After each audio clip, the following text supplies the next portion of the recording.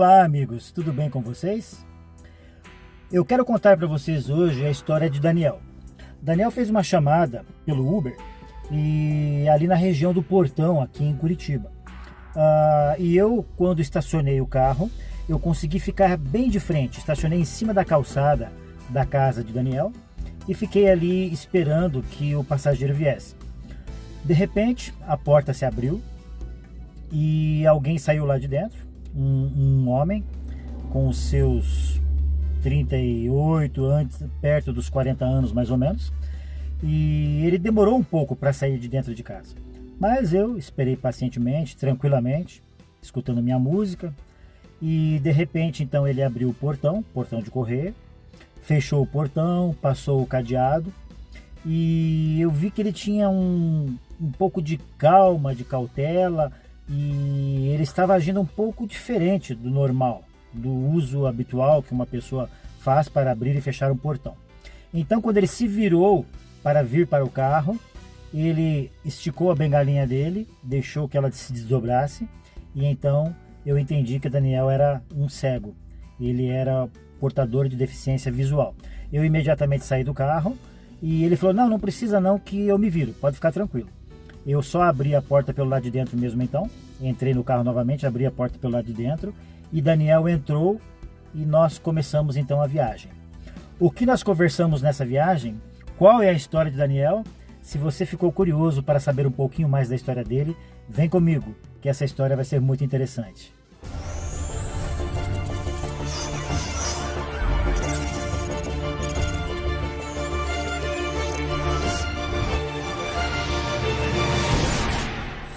Você ficou interessado pela história de Daniel, né? Essas histórias estão ficando muito interessantes. O meu último vídeo, para você ter uma ideia, ele fez tanto sucesso que eu cheguei a ter mais de 20 visualizações. Portanto, se você achou interessante, se inscreve no canal, aperta o sininho, curte, compartilha, comenta, né? Isso aí vai ser interessante porque nos meus vídeos nós sempre vamos falar alguma coisa importante. Nós sempre vamos falar alguma coisa que vai edificar a vida. Dificilmente você vai ver um vídeo meu falando besteira, ok? Bem, vamos para a história de Daniel. Nós começamos a conversar, eu liguei o aplicativo, direcionei o destino para o qual ele queria ir, e então começamos a conversar ali. Estávamos naquela época no auge da pandemia, e o assunto girava em torno da época do tratamento precoce, da época que as pessoas estavam questionando a questão da vacina, se ela viria ou não. Estávamos começando a usar a vacina e então começamos a trocar uma ideia a respeito desse assunto e coisa e tal. E no decorrer da viagem, eu acabei deixando ele lá para frente da fábrica da Coca-Cola, lá eu não me lembro o nome do bairro que é lá, e é uma viagem bem grande, assim, uma corrida, digamos, bem grandinha. E a gente então teve tempo de conversar bastante sobre muitas coisas, e entre estas coisas eu acabei perguntando a ele como ele havia ficado cego, se ele havia nascido cego ou se ele havia se tornado cego por alguma doença ou por algum acidente ou coisa parecida. E ele me contou então, ele tinha 6 anos de idade, o pai dele e a mãe dele estavam dirigindo, estavam viajando, e ele ficava aqui no meio dos bancos, e naquela época ainda acho que o cinto de segurança, aquele tipo de coisa, tinha recém sido habilitado, ou não é essa a palavra certa, mas passou a ser obrigatório há pouco tempo. Eu me lembro que houve uma época que 2 anos antes de ser obrigatório o uso do cinto de segurança, eu comecei a usar o cinto de segurança, porque eu achei aquilo muito importante. E uns 2 anos depois eu me lembro que foi aprovada essa lei da obrigatoriedade do cinto de segurança. E ele estava aqui em meio aos 2 bancos, conversando com os pais, e de repente alguém atravessou na frente do carro do pai dele, e então o pai dele bateu de cheio. Bom, se ele estava aqui no meio, você deve imaginar o que aconteceu, né? Daniel foi arremessado de frente para o painel do carro, e ele então perfurou os 2 olhos dele. Foram feitas mais de... Ele me falou a quantidade de cirurgias que foram feitas para tentar recuperar, reverter a situação, mas por fim não conseguiram. Foram muitas cirurgias que foram feitas e não conseguiram. Ele tinha 6 anos de idade. E então, após esse grave acidente, essa tragédia na vida de Daniel, o pai dele passou a se culpar por causa do acidente, que o filho de 6 anos havia ficado cego. E então o pai dele se entregou às bebidas, e então, 3 anos mais tarde, o pai dele faleceu. O que eu quero abordar, queridos, nesse vídeo é que a vida, ela apresenta muitas surpresas. A vida apresenta inesperados. A vida, ela nem sempre é como algumas pessoas acreditam ser. Muitos jovens, principalmente, têm uma noção de que eles têm o controle absoluto de suas vidas. Eu me lembro que uma ocasião eu falei para uma amiga minha e disse algumas palavras que hoje eu considero assim bem arrogantes. Eu disse para ela, o nome dela era Miriam, e eu disse: Miriam, eu sei exatamente o que eu quero ser e sei exatamente como fazer para chegar lá. Foram essas as minhas palavras, né? E acontece que na realidade a vida não aconteceu como eu imaginei que aconteceria. A vida não fluiu como eu imaginei que seria. Queridos, assim como a minha vida não foi exatamente como eu achei que seria, embora tenha sido sempre uma vida abençoada, maravilhosa, e eu me considero uma pessoa muito feliz, em grande medida na minha vida, sempre fui cercado de muitas bênçãos. Muitas pessoas não compreendem que a vida pode não ser o que elas esperam que seja, principalmente quando se é jovem. E a questão da bebida, isso que eu queria dizer hoje para vocês. Talvez eu faça um vídeo futuramente mais profundo sobre isso, mas a bebida, queridos, ela é uma grande ilusão. A bebida alcoólica, ela é algo simplesmente fantástico, criado nos laboratórios do inferno. E ela é um engano tão grande que as pessoas não fazem a menor ideia do que realmente, com que realmente elas estão lidando. Hoje, e há muito tempo, desde sempre, né? Mas principalmente nos dias de hoje, é muito moderno, é muito normal, e está me faltando a palavra, eu estou aqui procurando, mas é algo desejável, né? Há um tempo atrás existia uma moda aí de que o sonho do momento, né? O grande evento do momento era alguns executivos, alguns homens, alguns rapazes desejarem ter a sua cerveja artesanal com a sua marca e lançarem no mercado e se tornarem então um grande sucesso, né? Esse era o desejo de muitas pessoas e talvez ainda hoje embora a pandemia tenha vindo para jogar um balde de água fria em cima desses sonhos aí, né? Mas, queridos, as pessoas não fazem noção do que é uma bebida alcoólica na vida de uma pessoa. Muitas vezes, queridos, muitas pessoas vão beber socialmente por toda uma vida. Ele vai tomar ali uma cervejinha, ele vai tomar ali um vinhozinho, talvez uma outra tipo de bebida, e a pessoa vai conseguir controlar aquilo pelo resto da vida sem problema nenhum. Mas o grande problema disso tudo é que a pessoa não sabe se ela tem uma tendência para o vício ou não. Dizem os especialistas que para você saber se uma pessoa tem tendência ou não para a bebida alcoólica, observe uma criança e dê xarope a ela. Se ela gostar muito do xarope, se ela quiser desejar aquele xarope, aquela criança ela tem uma tendência para o álcool. Caso contrário, ela não tem uma tendência. Eu não sei se isso procede, se tem fundamentos científicos ou não, mas a questão é que muitas pessoas acreditam fielmente, acertadamente, de que elas jamais ficarão viciadas. Segundo algumas coisas que eu andei lendo, eu não sei se é exatamente isso, mas uma pessoa que toma uma cerveja por dia, ela já é considerada um alcoólatra. Eu não sei se é uma ou duas, eu não lembro exatamente a dose que eu li, mas o mínimo que você toma todos os dias, se você precisa, se você depende daquilo, você já é um alcoólatra. Você é considerado um alcoólatra. E o que eu acho engraçado é que muitas pessoas zombam dos cristãos que não bebem, que não tem nenhum tipo de vício. e falam assim, os cristãos, eles são pessoas que estão, não têm liberdade para viver. O cristão, ele vive preso, ele não consegue desfrutar a vida. Mas eu fico raciocinando, se um cristão quiser começar a beber hoje uma cerveja ou amanhã, se à noite o cristão for para casa e quiser tomar uma taça de vinho, ele pode fazer isso? Pode. Se ele quiser, ele pode. Não há nada que o prenda. Não há nada que o impeça, se essa for a vontade dele. Agora vamos fazer uma pergunta reversa e ao contrário.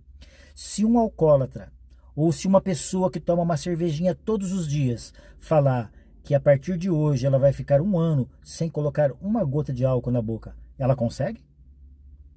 Será que consegue? Você que toma a sua cervejinha, o seu vinhozinho, a sua bebida alcoólica, você consegue? Talvez você olhe para mim nesse momento e diga, sim, claro que eu consigo. Mas então eu desafio você a tentar. Porque se você conseguir, meus parabéns. Você tem um grande domínio sobre você mesmo, sobre o seu corpo, sobre a sua vontade. Um domínio próprio. Mas se você não consegue, você já está com um grande problema. E se hoje você conseguir, pode ser que amanhã você já não consiga. Queridos, se nós formos ver as estatísticas, eu acabei começando a gravar esse vídeo, não me preparei, não busquei estatísticas, não busquei dados, porque para fazer um vídeo bem feito, eu teria que pesquisar aí no mínimo uma semana, 15 dias, o assunto, né, para ter uma noção, para trazer aqui dados estatísticos para vocês. Mas nós não precisamos ir tão fundo assim para descobrir que uma grande maioria esmagadora dos acidentes de trânsito são causados pelo álcool. Nós não precisamos ir muito longe para entender que uma grande maioria esmagadora da violência contra a mulher nasce na bebida alcoólica. Nós não precisamos ir muito longe para descobrir que uma parte enorme dos adultérios, dos divórcios, tem a sua causa e origem na bebida alcoólica. Nós não precisamos ir longe para descobrir que grande parte dos abusos de crianças, abusos sexuais, abusos de violência contra as crianças tem início e princípio na bebida alcoólica.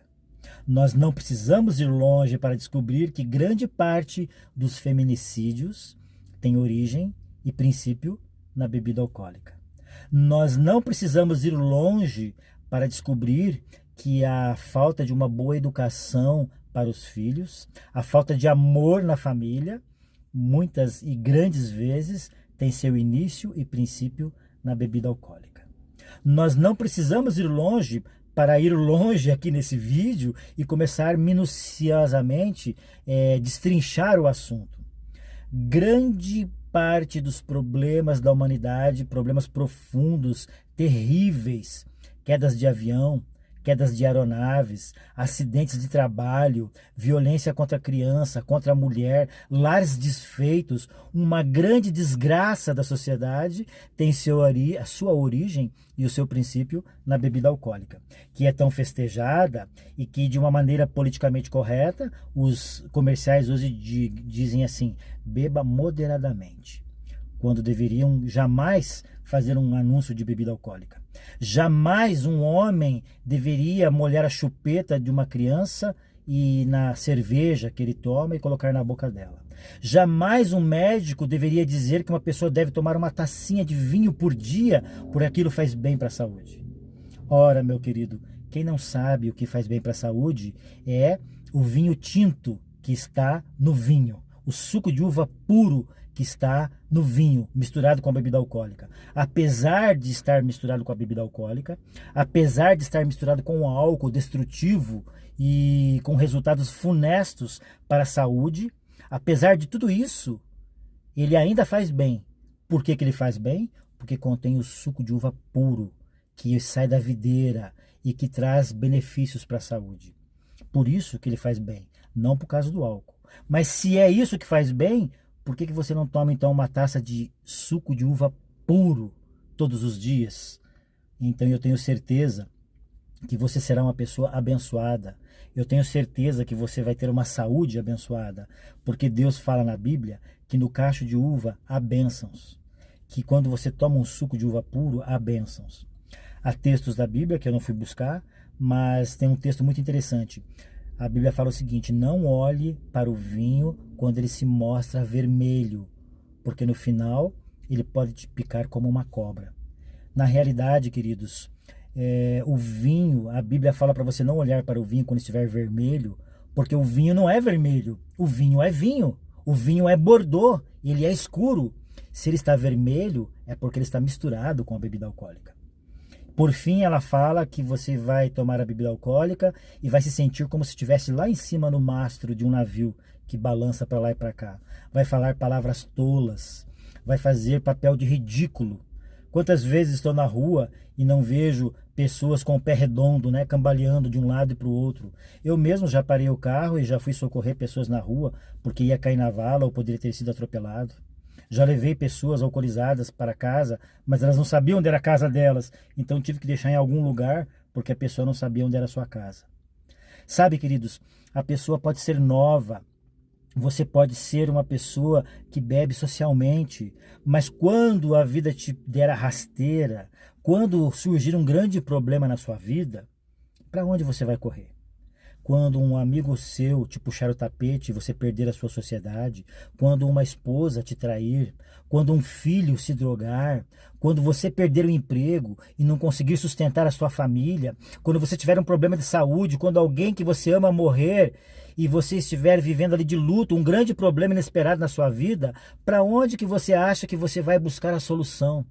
Você vai buscar a solução em Deus? Ou no lugar que você está acostumado, no lugar que você se sente aconchegado? Você vai buscar a solução na bebida alcoólica. E é nesse momento que você vai levar uma rasteira. A grande tragédia da humanidade é que a maior parte dos alcoólatras, eles conheceram a bebida alcoólica na geladeira de casa.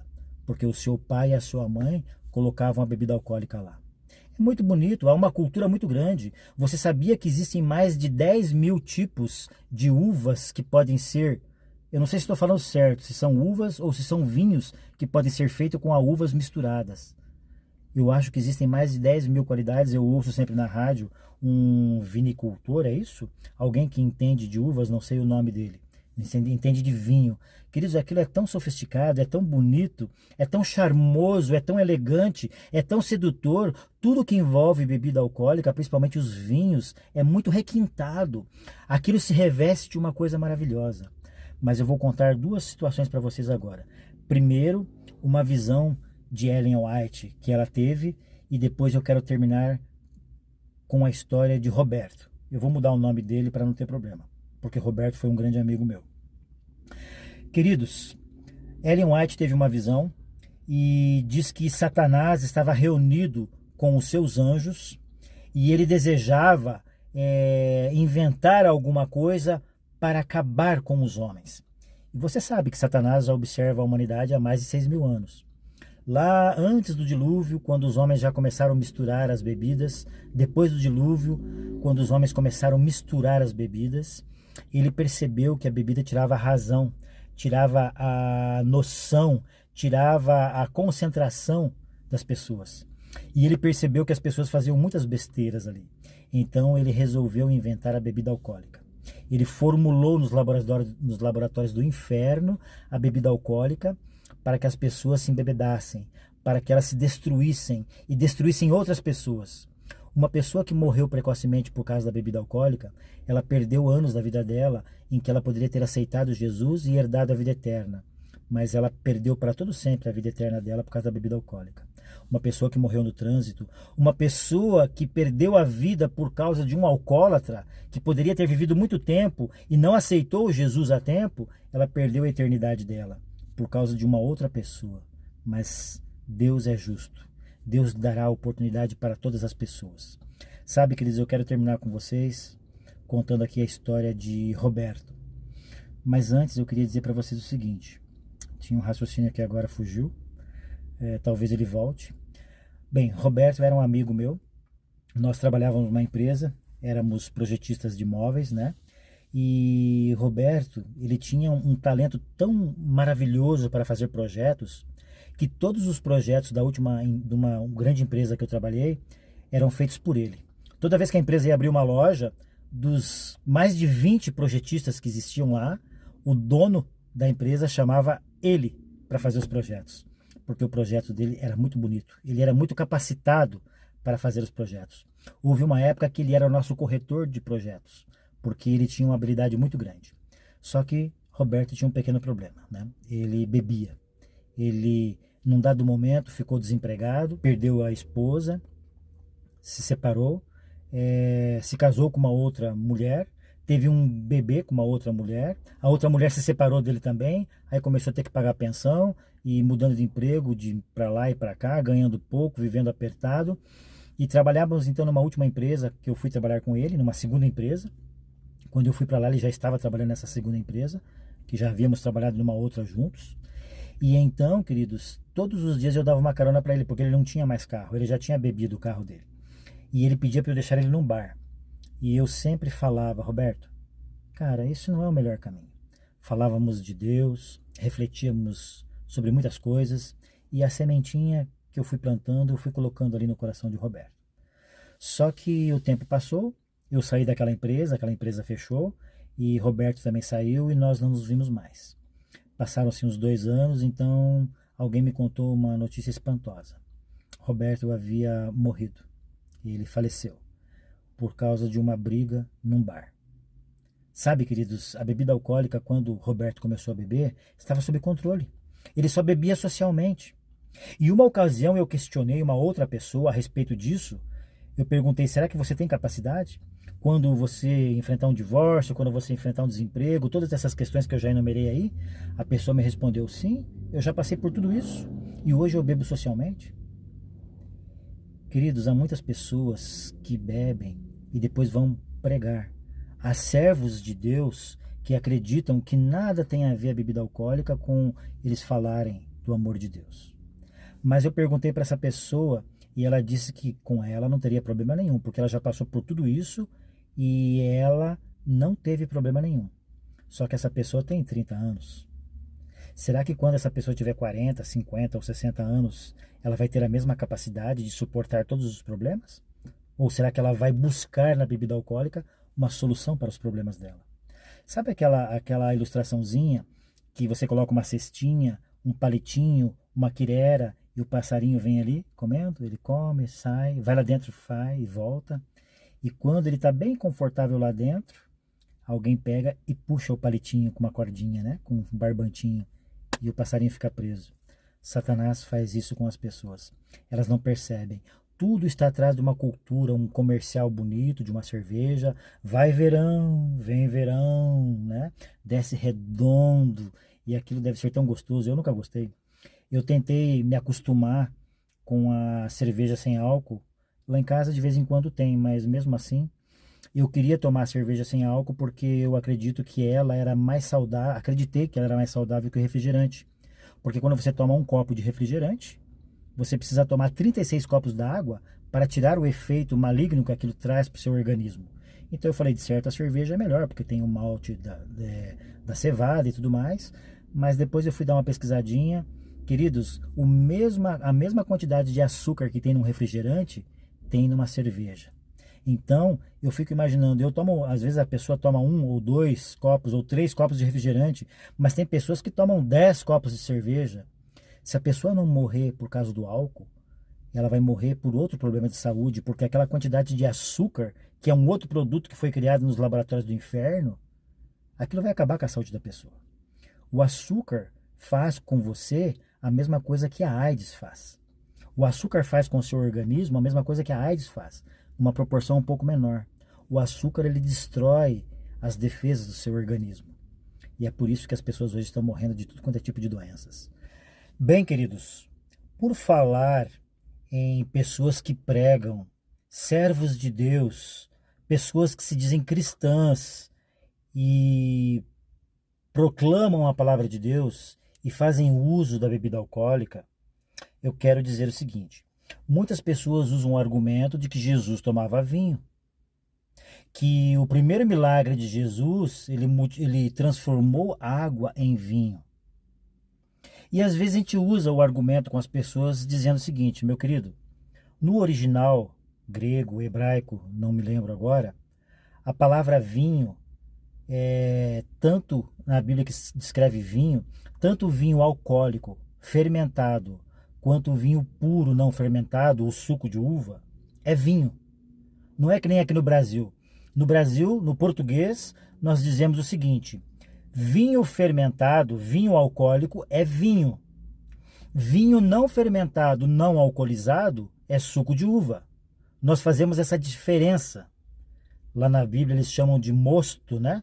E algumas pessoas chegaram a comentar comigo que não, mas veja bem, o vinho, o suco de uva puro, o vinho puro, ele também fermenta.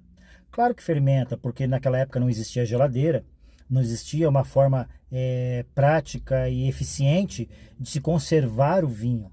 Então o calor eram armazenados muitas vezes em potes de barro ou em vasilhas que poderiam sim fermentar. Por isso que o próprio vinho puro, o suco de uva, por isso que muitas vezes Deus fala o seguinte na palavra de Deus: não tome vinho excessivamente, não tome o suco de uva excessivamente, porque ele pode te embebedar. Uma ocasião eu vi uma reportagem na National Geographic e não era uma miragem, como é que chama aquilo que tem no meio do deserto lá? É aquela ilhazinha lá que parece uma miragem e as pessoas acham lá, né?